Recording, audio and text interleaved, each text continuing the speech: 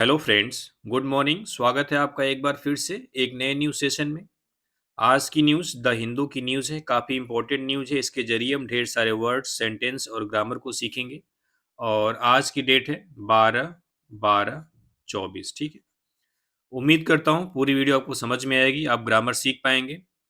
आपको पता ही है कि जो इंडिया और बांग्लादेश का जो भी रिलेशनशिप है वो थोड़ा सा कमज़ोर पड़ रहा है, उसमें थोड़ा सा मनमुटाव आया हुआ है।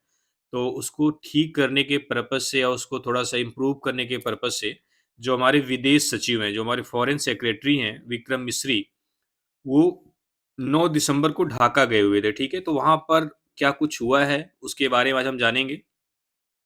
तो न्यूज़ अच्छी है। तो चलिए सबसे पहले न्यूज़ की हेडलाइन को हम कवर करते हैं। तो न्यूज़ की हेडलाइन क्या है? India does not endorse Hasina's statements Misri. ये नाम है उनका। उन्होंने कहा है, क्या कहा है? कि India Bharat does not endorse. Endorse का मतलब होता है सपोर्ट, वो भी पब्लिकली सपोर्ट, सार्वजनिक रूप से। ठीक है। हसीनाज ये अपोस्ट्रोफी एस है, यानी कि हसीना का स्टेटमेंट मतलब कथन। यानी जो भारत है वो हसीना के कथनों का या फिर उनके जो विचार हैं उसका सपोर्ट या उसका समर्थन नहीं करता है। ये कौन बोला है? मिस्री। ठीक है। ये जो डज़ नॉट है, आप एक चीज़ और याद कर लो, जो डू, डज़ या डिड ये तीनों वर्ब डू के अंतर्गत आती हैं। तो इसके साथ हमेशा आप वी वन इस्तेमाल करोगे जब ये हेल्पिंग वर्ब के रूप में काम करेंगे, ठीक है? जैसे यहाँ पे डज़ था तो हमने इंडोर्स लगाया, इसमें आपको कुछ चेंज करने की ज़रूरत नहीं है। तो ये थी हेडलाइन। अब हम न्यूज़ में एंटर करेंगे और सारे वर्ड सेंटेंस को समझते हुए आगे बढ़ेंगे। अगर आपको इस स्पेसिफिक वीडियोज़ की इस सेशन की अगर आपको पीडीएफ चाहिए तो आप टेलीग्राम चैनल से जुड़ सकते हैं, जिसका लिंक चैनल के डिस्क्रिप्शन बॉक्स में दिया गया है, ठीक है? तो चलिए शुरू करते हैं। Briefing the parliamentary standing committee on external affair headed by Congress leader Shashi Tharoor. Brief मतलब ब्रीफ करना, किसी को कुछ बताना, ठीक है। द पार्लियामेंट्री स्टैंडिंग कमेटी यानी संसद की अस्थाई समिति ऑन एक्सटर्नल अफेयर्स यानी विदेश मामलों पर, या फिर आप बोल सकते हो कि जो विदेशी मामले हैं उस पर, headed by Congress leader Shashi Tharoor, जिसकी जो हेडेड जिसकी अध्यक्षता कांग्रेस लीडर शशि थरूर के द्वारा की गई थी। तो इसके बाद एक बार दोबारा से देखते हैं इसको। कह रहा है विदेशी मामलों पर जो संसद की अस्थाई समिति को ब्रीफ करते हुए, ये जो समिति थी इसको हेड कौन कर रहा था? कांग्रेस लीडर शशि थरूर। उसमें क्या हुआ? Foreign secretary Vikram Misri on Wednesday said, यानी जो विदेश सचिव हैं विक्रम मिस्री, वेंसडे को उन्होंने कहा, क्या कहा? India does not endorse deposed prime minister Sheikh Hasina's criticism of the interim government in Bangladesh. यहीं तक देख लेते हैं, ठीक।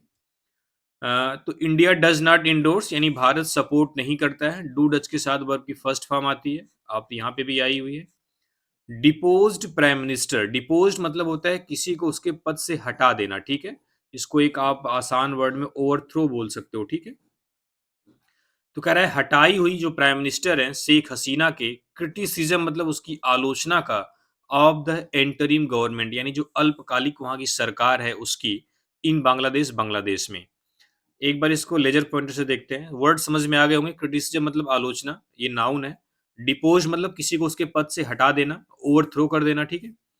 तो वेंसडे को क्या कहा? India does not endorse depose prime minister Sheikh Hasina's criticism of the interim government in Bangladesh. अगर इसको आप एक साथ बोलना चाहते हो तो ऐसे बोलोगे, भारत बांग्लादेश में अंतरिम सरकार की अ, हटाए गए प्राइम मिनिस्टर शेख हसीना की आलोचना का समर्थन नहीं करता है। इसका मतलब है कि जो वहाँ से हटा दी गई जो प्राइम मिनिस्टर शेख हसीना है, वो वहाँ की जो गवर्नमेंट बनी उनके हटने के बाद उसकी आलोचना कर रही थी। अब ये इंडिया में थी, तो इसलिए कह रहा है कि वो उनके स्टेटमेंट का या उनकी आलोचना का भारत समर्थन नहीं करता है। ऐसा नहीं कि वो भारत से बोल रही हैं तो भारत उसी को सपोर्ट कर रहा है, ऐसा नहीं है। एंड और it remains a pin prick in India Bangladesh relationship. और ये जो चीज़ है, ये जो स्टेटमेंट है, रिमेन्स अ पिन प्रिक। पिन प्रिक मतलब होता है एनवायंस, यानी कि एक आपस में दुश्मनी, या फिर आप बोल सकते हो खीज, हिंदी में बोल सकते हो, ठीक है। And it remains a pin prick in India Bangladesh relationship. और ये चीज़ भारत और बांग्लादेश की भी जो संबंध है, उसमें एक मनमुटाव के रूप में बनी हुई थी, एक एनवायंस के रूप में बनी हुई थी, ठीक है? चलिए ये पहली स्लाइड थी, उम्मीद करता हूँ समझ में आई होगी आपको। अगर कोई भी वर्ड समझ में नहीं आता है तो कमेंट में ज़रूर पूछिए, ठीक है? चलिए आगे देखते हैं। ही सेड, उन्होंने क्या कहा? इंडियाज़ रिलेशन विथ बांग्लादेश, यानी भारत का संबंध बांग्लादेश के साथ was not limited to a single political party, यह एक सिंगल पॉलिटिकल पार्टी तक ही सीमित नहीं है और अ गवर्नमेंट या फिर एक सरकार के। उन्होंने बोला कि जो बांग्लादेश के साथ भारत का संबंध है, वह सिर्फ एक सिंगल पॉलिटिकल पार्टी तक सीमित नहीं है और ना ही एक सरकार के। And that India was focused, और जो भारत है वो फोकस्ड है on the people of Bangladesh, Bangladesh के लोगों पर। यानी भारत का जो ध्यान है वो बांग्लादेश के लोगों पर है, ना कि किसी एक सरकार या फिर किसी एक पॉलिटिकल पार्टी पर है, ठीक है? मिस्टर मिस्री सेड, मिस्टर मिस्री ने क्या कहा? मिस हसीना वाज यूजिंग, जो मिस हसीना है वो प्रयोग कर रही थी प्राइवेट कम्युनिकेशन डिवाइसेस, यानी जो बातचीत करने की जो डिवाइस है, जैसे मोबाइल फ़ोन ही हुआ या फिर कुछ भी हुआ, तो वो अपना प्राइवेट कर रही थी, उनका पर्सनल था। टू मेक हर कमेंट्स, अपनी टिप्पणी रखने के लिए या फिर कुछ भी स्टेटमेंट देने के लिए। एंड दैट, और क्या कहा? द गवर्नमेंट ऑफ इंडिया, जो भारत सरकार है, वाज नॉट इन्वॉल्व, वो शामिल नहीं है इन प्रोवाइडिंग, यानी अवेलेबल कराने में, प्रोवाइड कराने में, हर उन्हें विथ एनी प्लेटफॉर्म, कोई भी प्लेटफॉर्म और फैसिलिटी या सुविधा that enable her to carry out, जो उन्हें यह करने में इनेबल करे या योग्य बनाए हर पॉलिटिकल एक्टिविटी, अब उनकी अपनी जो पॉलिटिकल एक्टिविटी है फ्रॉम इंडियन सॉइल, भारतीय मिट्टी से या फिर भारत से आप बोल सकते हो। दोबारा देखते हैं, आसान है लेकिन थोड़ा सा बड़ा हो गया तो उसको लेजर पॉइंट से देख लेते हैं। उन्होंने क्या बोला कि मिस हसीना वाज यूजिंग, यानी मिस हसीना प्रयोग कर रही थी प्राइवेट कम्युनिकेशन डिवाइस, अपना जो पर्सनल या फिर निजी communication device, to make her comments, अपना कोई भी कमेंट्स या स्टेटमेंट देने के लिए। एंड और that the government of India was not involve, और जो भारत सरकार है वो शामिल नहीं है इन प्रोवाइडिंग हर, उन्हें उपलब्ध कराने में, विथ एनी प्लेटफॉर्म, कोई भी प्लेटफॉर्म या फिर facility that enables her to carry out her political activity from Indian soil, कोई भी ऐसा प्लेटफ़ॉर्म या फैसिलिटी भारत सरकार प्रोवाइड नहीं की है, जिससे जो, यानी कोई भी फैसिलिटी जो enables her to carry out, जो उन्हें इनेबल कर दे, जो उन्हें योग्य बनाए to carry out her political activity, अपनी वो जो राजनीतिक क्रियाकलाप है उसको करें फ्रॉम इंडियन सॉइल, भारतीय मिट्टी से, ठीक है? दिस, ही सेड, उन्होंने क्या कहा? This was part of India's traditional practice of avoiding interference in third countries. उन्होंने बोला है कि जो चीज़ है जो हम कर रहे हैं, दिस वाज पार्ट, यह एक हिस्सा है किसका? Of India's traditional practice, Bharat की जो पारंपरिक प्रैक्टिस है उसका, ऑफ अवॉइडिंग, बचने का, इंटरफेरेंस मतलब ये हस्तक्षेप से, इन थर्ड कंट्री, तीसरे देश में। और ये जो चीज़ है वो भारत का ट्रेडिशनल प्रैक्टिस है, यानी ये ट्रेंड है भारत का कि वह थर्ड कंट्री में इंटरफेरेंस या थर्ड कंट्री में कोई भी हस्तक्षेप या दखल-अंदाज़ी करने से बचता है, ठीक? चलिए आगे देखते हैं। कह रहा है मिस्टर मिस्रीज़ रिमार्क, कह रहा है मिस्टर मिस्री रिमार्क्स एक्वायर सिग्निफिकेंस, यानी जो मिस्टर मिस्री का जो रिमार्क्स है या जो उन्होंने स्टेटमेंट दिया है, एक्वायर मतलब होता है कि सिग्निफिकेंस मतलब महत्व रखता है।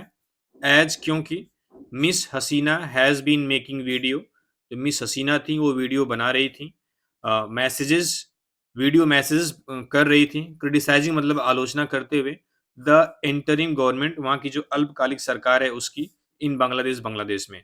यानी कि मिस्टर मिस्री का यह रिमार्क्स, किस रिमार्क्स की बात कर रहा है? जो उन्होंने बोला है कि जो शेख हसीना का जो स्टेटमेंट है, जो वीडियो मैसेजेज़ हैं, उसका भारत सरकार से कोई लेना-देना नहीं है, उनका पर्सनल है, ठीक है? ऐसा नहीं कि भारत सरकार का आप समझें। उस चीज़ को कह रहा है कि मिस्टर मिस्री का ये जो रिमार्क्स है, जो स्टेटमेंट है, काफ़ी महत्व रखता है। क्यों? क्योंकि मिस हसीना जो बांग्लादेश में इंटरिम गवर्नमेंट है, उसकी लगातार आलोचना करने के लिए वीडियो मैसेज बना रही थी। मिस्टर मिस्री इन्फॉर्म द कमिटी, मिस मिस्री ने उस कमिटी को इन्फॉर्म किया, बताया दैट कि during his visit to Dhaka on Monday, यानी मंडे को अपनी ढाका विजिट के दौरान ही इन्फॉर्म द इंटरिम गवर्नमेंट, वह वहां की जो अल्पकालिक या फिर अंतरिम गवर्नमेंट है उसको इन्फॉर्म किए, बताए, क्या बताए कि इंडियाज रिलेशन विथ बांग्लादेश, यानी भारत का बांग्लादेश के साथ जो संबंध है वेंट बियॉन्ड, वो बहुत आगे जा चुका है अ पार्टिकुलर पॉलिटिकल पार्टी, एक किसी खास राजनीतिक पार्टी से, आर अ पार्टिकुलर गवर्नमेंट या फिर एक किसी खास सरकार से। इसका मतलब है उन्होंने कहा अल्पकालिक सरकार से, इंटरिम गवर्नमेंट से, कि जो भारत का बांग्लादेश के साथ संबंध है वो किसी खास पॉलिटिकल पार्टी या फिर किसी खास सरकार से काफी आगे जा चुका है। एंड दैट और इंडिया प्रायोरिटाइज्ड रिलेशन, और जो भारत है रिश्तों को महत्व देता है with the people of Bangladesh, Bangladesh के लोगों के साथ, और जो भारत है वो बांग्लादेश के लोगों के साथ जो रिलेशन है उसको प्रायोरिटी देता है, उसको महत्व देता है, क्योंकि लोग, सरकार क्या है बदलती रहती है, आज कोई और पार्टी कल और पार्टी है, तो सरकार से नहीं लेना देना है बल्कि किससे, वहां के लोगों से। एंड वुड इंगेज, और वह संबंध रखेगा with the government of the day, उस दिन की सरकार से, यानी जो उस समय की सरकार है, जो उस तात्कालिक सरकार है उससे भारत का संबंध रहेगा, ना कि किसी ऐसी पार्टी से जो एक बार रही हो फिर ना हो फिर आए, उससे नहीं, किसी खास पार्टी से रिलेशन नहीं है, वहां के लोगों से रिलेशन है। लोगों का मतलब लोगों ने जिस सरकार को चुना है उस तत्काल उस टाइम में, वहां की सरकार से मतलब है, ठीक है। चलिए आगे देखते हैं। कह रहा है मिस्टर मिस्री ब्रीफ्ड द कमिटी, मिस्टर मिस्री ने उस कमेटी को ब्रीफ किया, समझाया, कब, a day after returning from Dhaka, यानी ढाका से लौटने के एक दिन बाद, वेयर, जहां, ही कन्वेड इंडियाज कंसर्न, यानी ढाका में उन्होंने क्या किया, उन्होंने कन्वे मतलब वो ले गए, समझाए इंडियाज कंसर्न, भारत की चिंता को, यानी जहां पर वे भारत की जो परेशानी है उसको बताए, इसके बारे में, अबाउट द रिग्रेटेबल इंसिडेंट, जो वहां पे रिग्रेटेबल इंसिडेंट्स हो रहे हैं उसके बारे में, इन बांग्लादेश, बांग्लादेश में। रिग्रेटेबल का मतलब आप बोल सकते हो घृणित, रिग्रेट मीन्स क्या होता है, पछताना, ऐसे इंसिडेंट जो काफी घृणित हो, काफी खराब हो, उसको रिग्रेटेबल आप बोल सकते हो, ठीक है। तो उन्होंने क्या कहा, कि जहां पर उन्होंने भारत की चिंताओं को, भारत की परेशानियों को, कौन सी परेशानी, बांग्लादेश में हो रहे जो घृणित इंसिडेंट है उसके बारे में बताया। द फॉरेन सेक्रेटरी सेड, यानी विदेश सचिव ने कहा, क्या कहा, इंडिया वाज कंसर्न, यानी भारत परेशान है, चिंतित है, about the lack of acknowledgement, यानी एक्नॉलेजमेंट के अभाव के बारे में, एक्नॉलेजमेंट मतलब किसी चीज को स्वीकार करना, स्वीकृति, यहाँ पे नाउन है ना, तो स्वीकृति बोल सकते हो आप, ऑफ द एलिज्ड इंसिडेंट, तथा कथित जो घटनाएं हैं, ऑफ वायलेंस, हिंसा की, अगेंस्ट माइनॉरिटी, अल्पसंख्यकों के खिलाफ, अल्पसंख्यक समुदाय के खिलाफ। देखो उन्होंने क्या बोला कि इंडिया वाज कंसर्न, भारत चिंतित है, परेशान है, about the lack of acknowledgement, किस चीज के एक्नॉलेजमेंट का अभाव है, लैक मतलब होता है अभाव या कमी, एक्नॉलेज मतलब स्वीकार करना, मानना, किस चीज को नहीं मान रहे हैं वो लोग, of the एलिज्ड incidents of violence, यानी हिंसा का जो तथाकथित मामला है, किसका है, कौन सी हिंसा, अगेंस्ट माइनॉरिटी कम्युनिटीज, यानी कि अल्पसंख्यक समुदाय के खिलाफ, बट लेकिन, वेलकम द लेटेस्ट रिपोर्ट, ये जो लेटेस्ट रिपोर्ट आई उसका स्वागत किया है, दैट अथॉरिटीज इन बांग्लादेश, जो बांग्लादेश की जो अथॉरिटीज है, हैड अरेस्टेड, उन्होंने गिरफ्तार किया है 88 पर्सन्स, 88 लोगों को, रिलेटेड टू द वायलेंस, उस हिंसा से संबंधित, अगेंस्ट माइनॉरिटीज कम्युनिटी, यानी कि अल्पसंख्यक समुदाय के खिलाफ, after the fall of the Hasina government, यानी हसीना सरकार के गिर जाने के बाद, ठीक है। ये पूरी एक लाइन है, देखते हैं दोबारा से। देखो यहाँ से इंडिया से लेके जो यहाँ तक कम्युनिटीज तक है, इसमें कह रहा है कि जो भारत है इस बात से परेशान है, चिंतित है, कि जो वहाँ के अल्पसंख्यक समुदाय के खिलाफ जो हिंसा के जो घृणित मामले हैं उसको स्वीकार नहीं कर रही है बांग्लादेश गवर्नमेंट, ठीक है। लेकिन जो लेटेस्ट रिपोर्ट का स्वागत किया है, कौन सी लेटेस्ट रिपोर्ट, जिसमें जो बांग्लादेश की अथॉरिटीज है उसने 88 ऐसे लोगों को गिरफ्तार किया है जो हसीना सरकार के गिरने के बाद जो माइनॉरिटीज कम्युनिटी है, जो अल्पसंख्यक समुदाय के खिलाफ जो हिंसा से संबंधित थे, यानी हिंसा में शामिल थे, ठीक है। मिस्टर मिस्री अकॉर्डिंग टू सोर्सेस, सूत्रों के अनुसार, आल्सो स्टेट, उन्होंने ये भी कहा दैट की there had been tangible improvement, यानी कि एक स्पष्ट इम्प्रूवमेंट, टेंजिबल मतलब होता है ठोस, आप बोल सकते हो, ठीक है, एक ठोस सुधार होगा इन द रिलेशनशिप, रिश्तों में, आफ्टर हिज विजिट, उनकी यात्रा के दौरान, यानी उनकी यात्रा के बाद, आफ्टर मतलब बाद, उनकी यात्रा के बाद जो रिलेशंस हैं, जो संबंध हैं, उसमें एक टेंजिबल इम्प्रूवमेंट होगा, या फिर आप ठोस इम्प्रूवमेंट या सुधार देखने को मिलेगा। बोथ साइड दोनों पक्षों ने एक्सप्लेन्ड देयर कंसर्न, अपनी जो चिंता, अपनी जो परेशानी है उसको बताया। मिस्टर मिस्री ने कहा। उन्होंने क्या कहा? फॉर इंडिया, भारत के लिए, ही सेड, उन्होंने क्या कहा? द बांग्लादेश अथॉरिटीज डिसीजन, जो बांग्लादेश की जो अथॉरिटी, जो उसका जो निर्णय, कौन सा निर्णय?